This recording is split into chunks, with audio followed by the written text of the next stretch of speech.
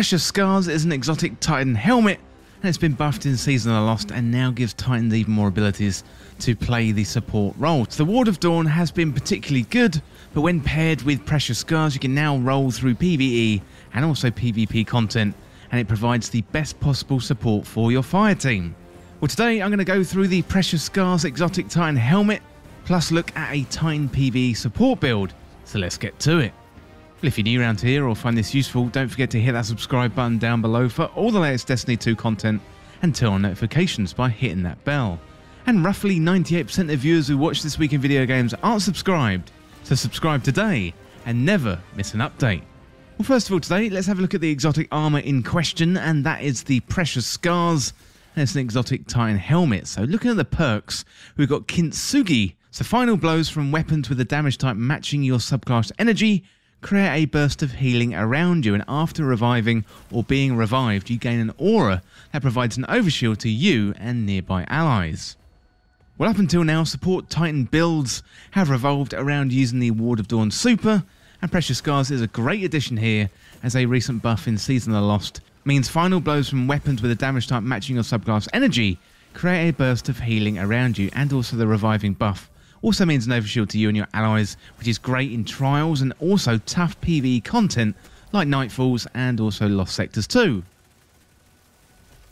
Well, next up, let's have a look at how to get the Precious Scars. So Precious Scars is one of the newer exotic pieces of armour introduced in Beyond Light, specifically in Season 12 when Beyond Light came out. So previous to Beyond Light and these newer armour pieces being introduced, exotic armour was acquired at random through exotic engrams and also campaign story content. Well, now you've got a way to target farm the exotic armor pieces through Legend and Master Lost Sectors. So if you complete these activities solo, there's a chance that the exotic armor to drop for you. So every day, the Legend and the Master Lost Sectors rotate, with 2 available each day across the planets and the moons.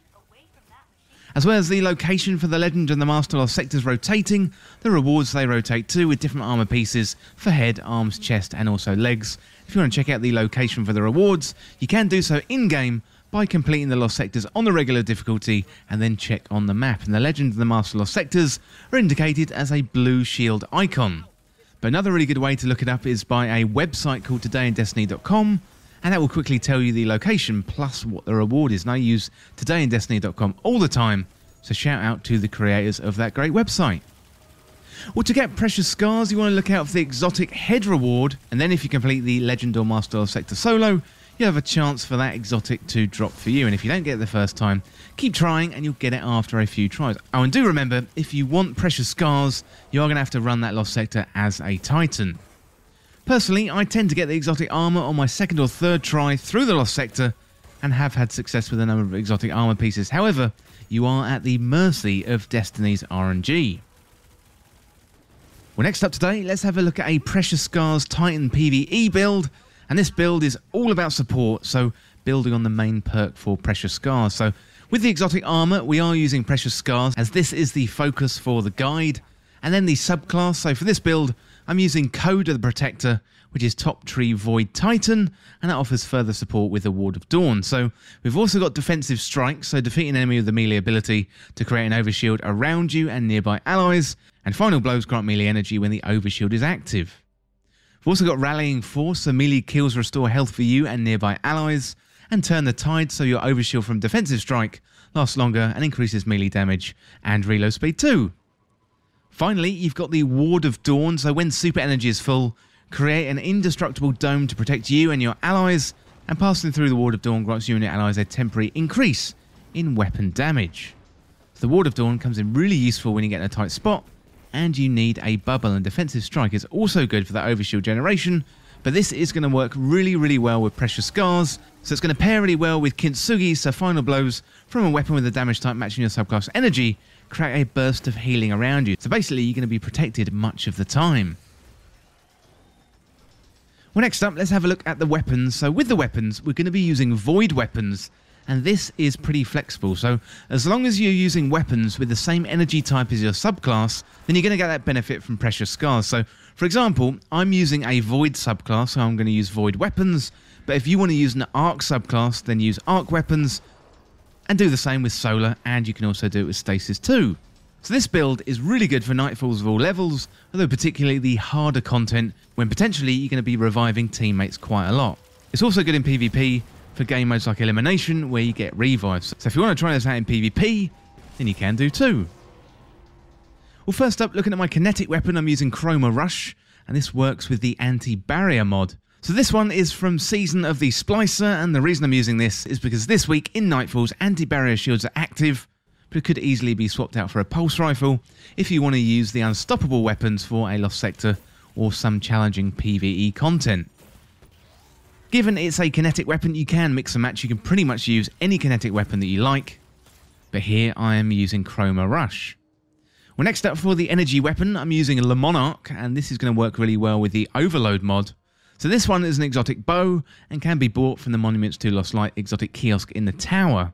And the Overload mod this season are on bows, and you can use any energy bow here, for example like Wolftone Draw or something else. However, I particularly like Le Monarch because it's void, and that matches my subclass, so therefore I can take advantage of Precious Scars and also break the void shields in the Nightfall this week.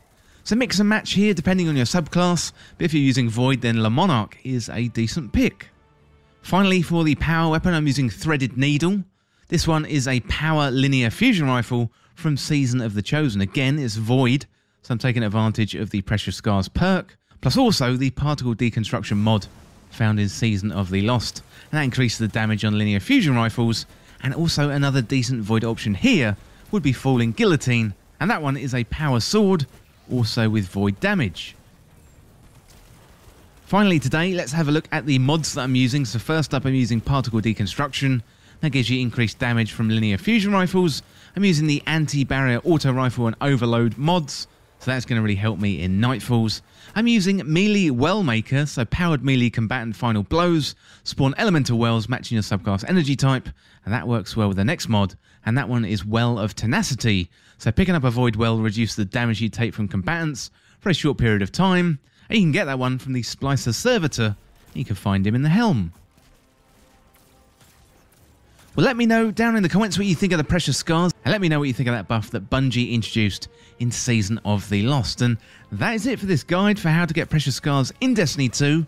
And as always, thank you so much for watching. For more Destiny 2 content like this, hit that subscribe button down below and subscribe to This Week in Video Games. If you want to join the community, check out the Discord link in the description, or you can follow me on Twitter at TWIVG Podcast. If you enjoyed this video, found it useful, liking and sharing the video would really help me out. Otherwise, check out the other videos on the channel. Thanks again. I'll see you in the next video. Okay, I've got Zaval immobilizing other teams to secure the ship behind you. There's gotta be some way I can pawn off this paperwork. Maybe Hawthorne will do me a solid.